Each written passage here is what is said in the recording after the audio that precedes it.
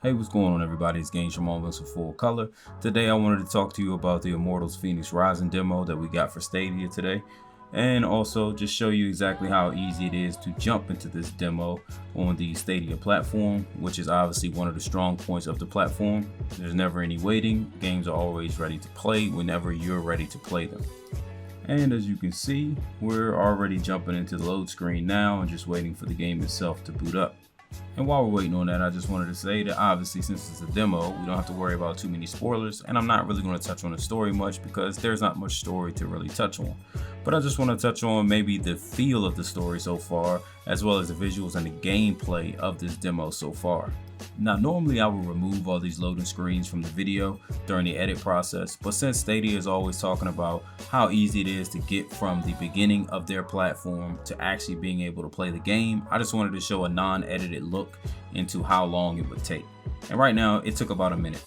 So we're going to start off with the story. Now the story on this one is about Fenyx, who, well, we don't know if she's actually working with the gods or against the gods, but her story is actually being told by Zeus himself, and there are some funny instances in this demo to where things change as Zeus changes the story, which really focuses around him and Prometheus arguing back and forth about how these certain events unfold. Now normally when we're talking about the Greek gods, it's usually in a more serious sense, but Ubisoft actually put a spin on that, and there's a lot of comic relief dealing with the gods telling the story about Fenyx and how she is going to discover the secret of the gods. Now let's talk about the visuals. Now the visuals, I feel like it pulls really heavily from Breath of the Wild, and that's going to be an ongoing theme for this game, as obviously it was heavily influenced by Breath of the Wild. But when I look at things like the water, I also feel like it pulled from Wind Waker as well. So maybe the people that was behind this game at Ubisoft were huge Zelda fans, because you can definitely see a lot of that influence on this game. And similar to how Breath of the Wild did on the Switch, these graphics actually do look really good for the style that they're shooting for. Now that brings us to the topic that I want to get into the most, and that's the actual gameplay of the game. And this really is the shining star for this game, even though you can still see how heavily it pulled from Breath of the Wild, and it also pulled from another popular title, which is God of War in my opinion. And it actually took both of these titles and melded them together really well.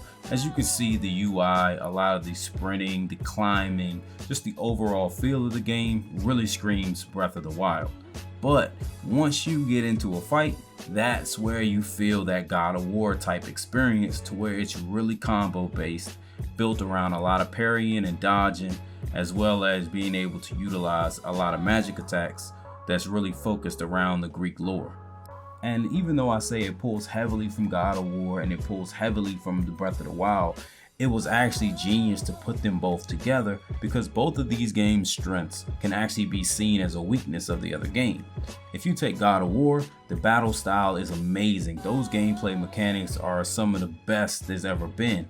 But if you look at the exploration side of God of War, especially a lot of the earlier titles on PS2 and PS3, that game can feel kind of linear, whereas the strength of Breath of the Wild is actually that exploration and being able to go out into an open world environment and just kind of explore to your heart's content. And while some people may feel that the battle system for Breath of the Wild is actually a weakness of the game, being that you have to deal with the weapon breaking, as well as, even though it incorporates the same dodge and parry mechanic that God of War does, the actual battle is a lot slower and not combo based like God of War is. Now, one thing I will give Ubisoft credit for is they didn't just meld both of these two games together without actually improving on aspects of both games. For instance, Zelda Breath of the Wild, you can cook food in order to apply buffs to Link, but one of the bad parts about cooking food is that you have to cook each individual dish individually. You can't cook in bulk. So when you go here and you mix up things for different potions to apply Fenyx some buffs, you can actually mix up a bunch of those potions at one time, so you're not always having to look at or skip that animation that you would have to do in Breath of the Wild. Now, another quality of life change is in Breath of the Wild, you can pick up things from a distance that can be magnetized, but in this game they actually apply that concept to anything Fenyx can pick up.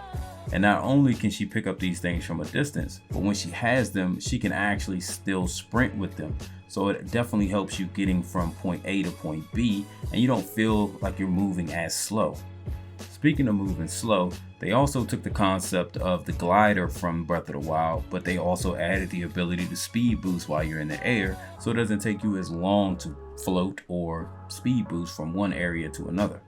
Now, probably the biggest quality of life change I feel that they improved on for both titles is actually how easy it is to get to all of your items, powers, and weapons without having to go into your inventory or start menu. As you can see, you can access all of your potions, your buffs, your stamina restore potions right there on the D-pad. No need to go into the inventory menu at all, as well as the same thing for all of your weapons. I mean, you have a sword for light attack, you have an axe for your heavy attack, as well as a bow for your range attack, and each one of those are tied to one of the triggers on the back of the controller. Again, no need to swap between weapons in a menu. And all of your god powers are actually hotkeyed to each one of your face buttons, and all you have to do is push L1 to activate that hotkey. So if you hit L1 and A, then you can do the spears from the ground. L1 and R2 will pull out the big hammer and smash the ground. So it definitely streamlines the ability to get to all of your abilities, weapons, and items without having to keep jumping in and out of the menu, which I feel was a really big improvement. So in conclusion, this is definitely going to be a day one buy for me. I'm really impressed with what I've seen so far. So when this game comes out on October 29th, I'm definitely going to get it. I have been looking forward to this one for a while, and I felt like this will probably be one of the best games on Stadia so far. And from what I played in the demo, all that has definitely lived up to my expectations so far. With that being said, if you liked the video, then please leave us a like. Also subscribe to the channel so you know when our new content drops. Also, the whole click to play thing from Stadia, the link is actually in the description for if you guys want to jump right into this game and play the demo for yourselves. You will need a Google account that's tied to Stadia, but don't worry, you don't have to pay anything. You don't even have to put any payment information in order to enjoy this game or this demo for free.